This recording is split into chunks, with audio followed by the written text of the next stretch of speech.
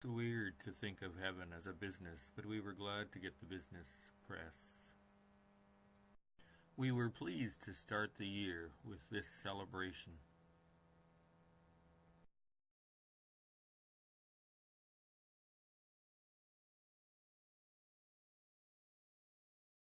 Teacher Brenda Lanaway and her students brought in a whole new crowd.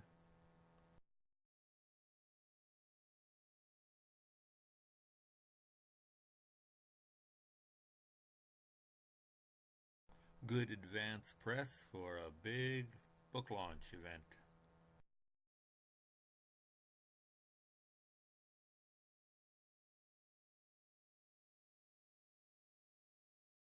A postcard from a life member who became a world traveler. It's always nice to be a poster boy for a good article.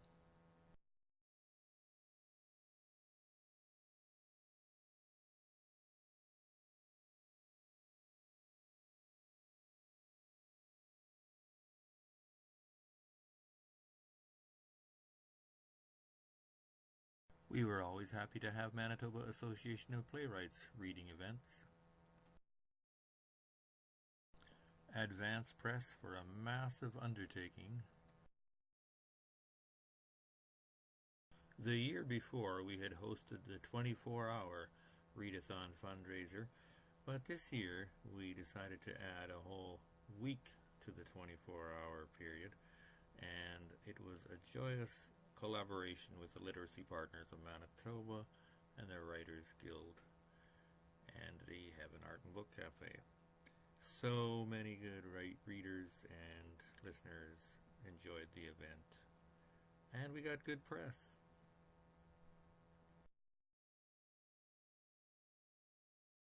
Then back to regularly scheduled events as listed in our newsletter.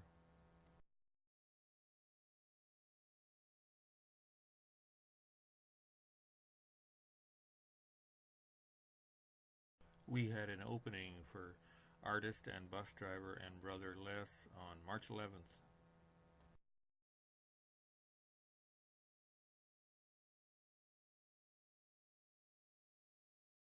CBC TV midday host interviews Miriam Taves in Heaven. Members wanted it, so we had a singles party. They played Balderdash. Sharing the bill with Shauna Dempsey, Audrey Butler called it Dyke Night in Heaven. Toronto poet Phil Hall was joined by local poet Andrew Vasius and the family.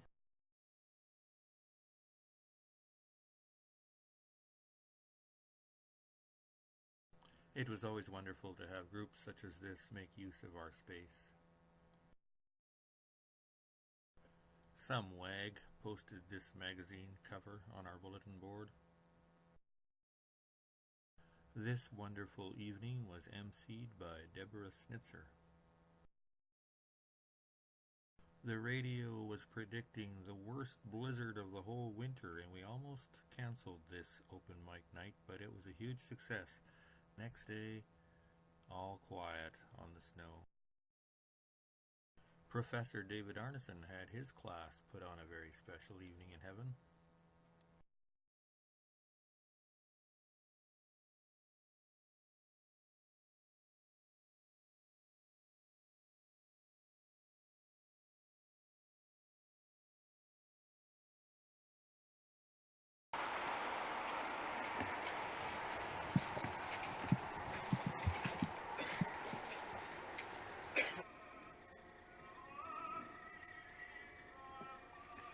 It's Monday morning.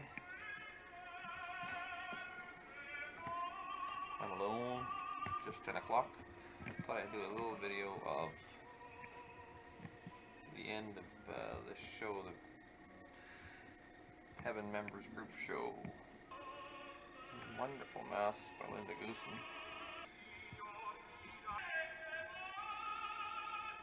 We had some calligraphy by Lorraine Douglas. Photo by Judy Toth. Another painting by Monica DeYoung. 4 by Norm White.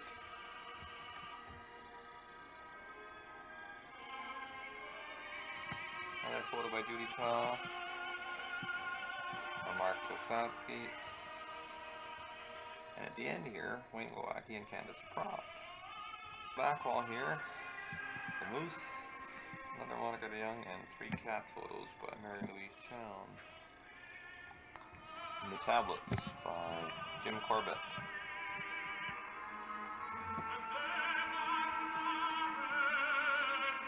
And some more of the work of Brian Kells.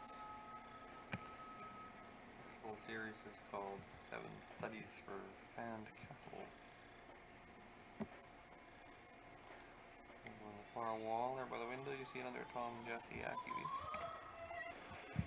And then there were a couple pieces by young Louise Galvin, including this one in the front window here. Here are the 4 pages of the store's 12th newsletter, mailed out to members in late April.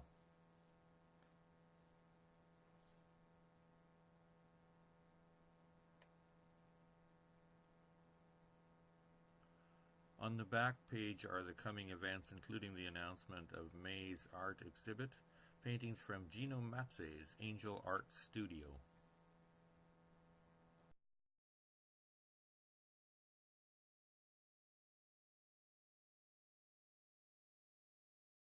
On May 8th, Kate Pitney launched Singing Bone with the help of Catherine Hunter. We had the launch for In Her Own Voice, Childbirth Stories, co-edited by these 2 women.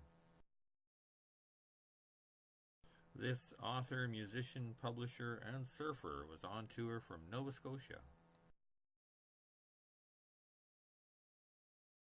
On May 15th, we launched Architectural Secrets and Black Beyond Blue. These are the women of a lively book club that met in heaven once a month. We started an outdoor poetry series in the piazza around the corner. For our first evening, our feature was Peter Paul Van Camp.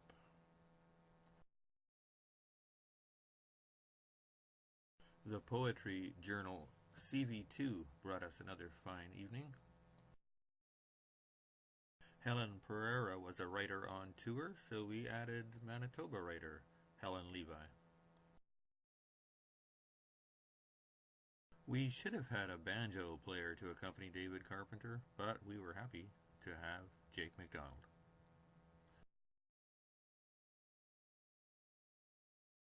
The Poetry Monsters were coming. They made a common error with the name of our venue.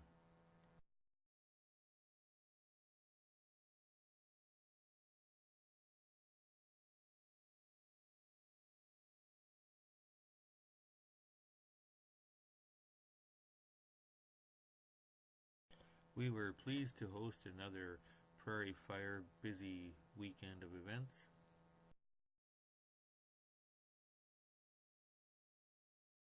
Unfortunately, the star of the weekend, Anne Shumigalski, had to spend time in the hospital. Billy Morasti and Sharon Bajer participated in this reading event on the Saturday night of that weekend.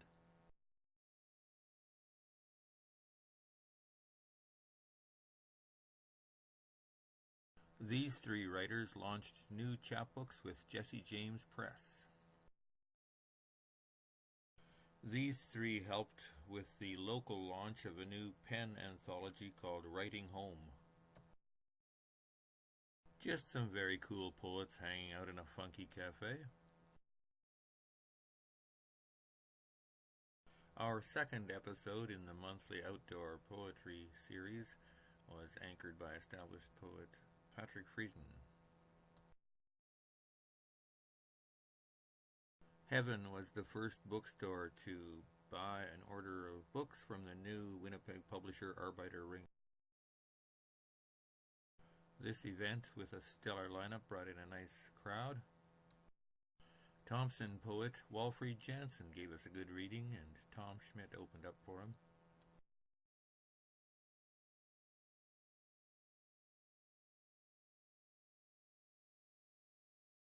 Patrick O'Connell was a fine poet and a talented photographer. Debbie Waters opened for traveling poet Rob McLennan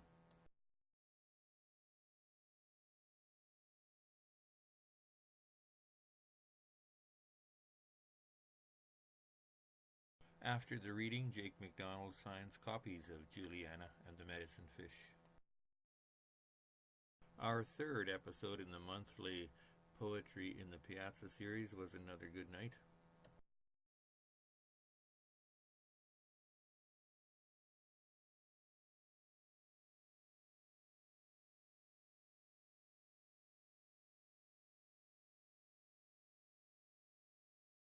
The fellows who started Jesse James Press launched their own chapbooks.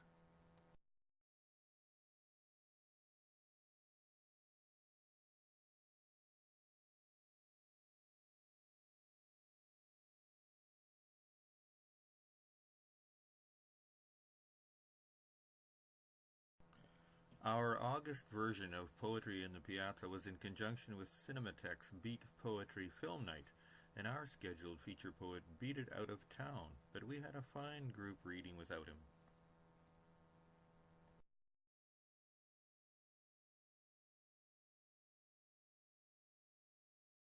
Although the summer had been slow, there were lots of events planned for the fall. Traveling poet Rob McLennan mailed this piece back to heaven.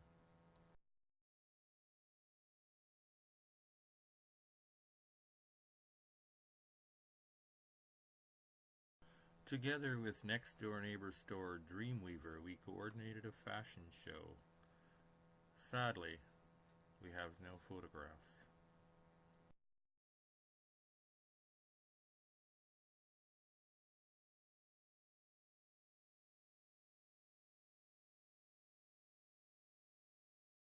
Our October art exhibit consisted of large, colorful paintings by Doug Lane.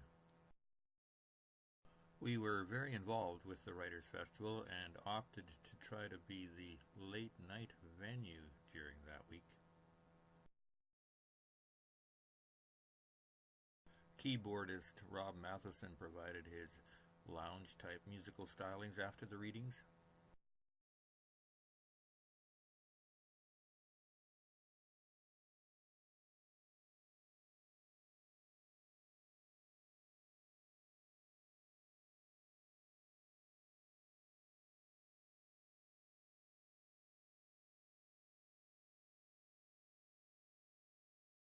Various groups brought their meetings to Heaven, and we had our own in-house Heaven Book Club every month.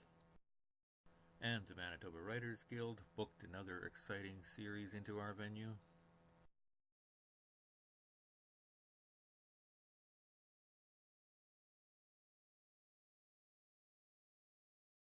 Visiting poet Chad Norman was supported by two very fine local poets.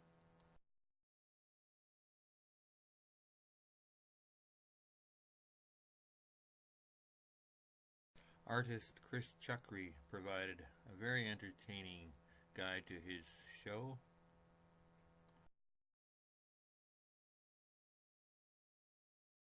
And we were pleased to be able to coincide with Halloween and have the opening that night.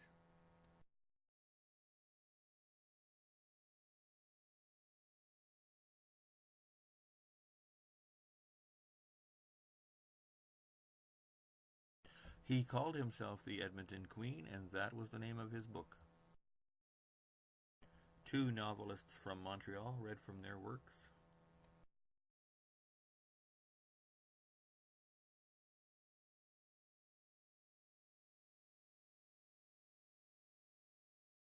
Bill Decay gave us a slideshow from his photo book Down Home, and Ricardo Sternbuck read poetry. Launching her novel Bread, Wine, and Angels, Anna Zerzolo got some very fine help.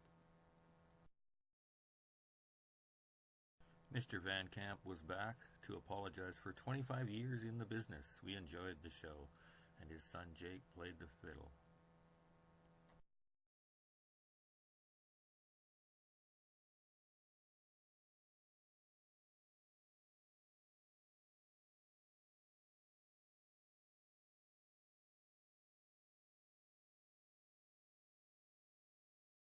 This fine writing collective met in Heaven regularly and put together a chapbook.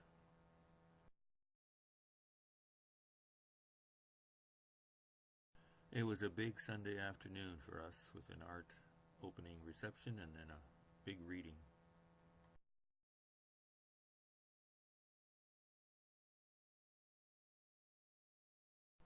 It was another good year for chapbooks.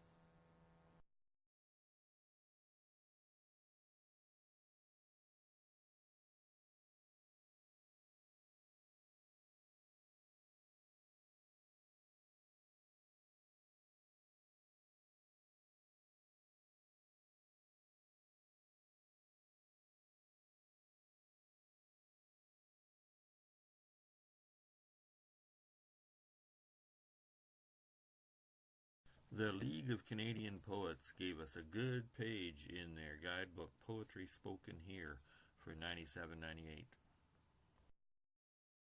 We were still riding high for another year.